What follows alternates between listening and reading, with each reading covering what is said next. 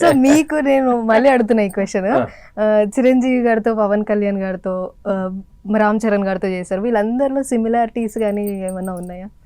అంటే ఒక్కొక్క body language ఒక్కరికి ఉంటుంది కదా. అన్నయ్య బాడీ లాంగ్వేజ్ ఒకటి, ఆయనకి ఒక అంటే ప్రతి మనిషి కూడా ఉంటా, ఒక్కొక్క మనిషి మెంటాలిటీ ఒక రకంగా ఉండదు కదమ్మా, మనసు కూడా ఒకే రకం ఉండకూడదు కూడా. అదే సృష్టి ధర్మం. ఏలు ముద్ర ఒకే రకంగా ఉండదు అంటారు కదా. కాబట్టి అన్నయ్య స్టైల్ అన్నది, Pavan sir style Sharan Babu style Sharan బాబుది. Okay okay. So Pavan Kalyan గారి టాపిక్ వచ్చింది కాబట్టి మీరు హరిహర వీరమల్లులో కూడా చేశారు కదా, దానికోసం కూడా వర్క్ చేశారు. సో మరి పవన్ కళ్యాణ్ గారు అంటే ఆల్మోస్ట్ చాలా సినిమాలు చేశారు, మరి ఆయన వచ్చే సినిమా ఓజీలో కూడా మీరు వర్క్ చేస్తున్నారా? ఓజీలో చేయలేదు, మేము చేయబోతున్నారా? ఉస్తాద్ భగత్ సింగ్ లో చేసాము.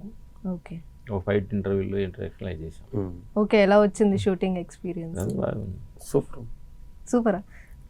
అంటే మేము సూపర్ అనాలి కదా, థియేటర్ వాళ్ళు చూసి చెప్తారు ప్రేక్షకులు, అది మేము తర్వాత చూసి చెప్తామన్నా, ఇప్పుడైతే మీరు చెప్పాలి.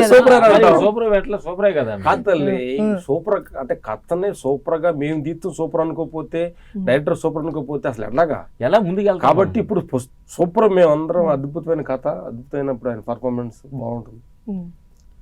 అంటే మీ వరకు మీరు కరెక్ట్ గా చేశారు 100%. డైరెక్టర్ గానీ బాబు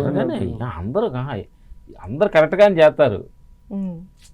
డైరెక్టర్ ఎందుకు తప్పు చేయలేను, డైరెక్టర్ ఎందుకు తప్పు చేయాలనుకుంటారు?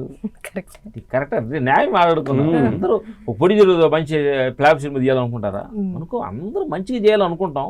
ఎక్కడో చిన్న ఆడియన్స్ మనం ఊహించుకున్న దానికి ఆడియన్స్ ఏం ఊహించుకుంటున్నారు, అది ఆడియన్స్ కదా.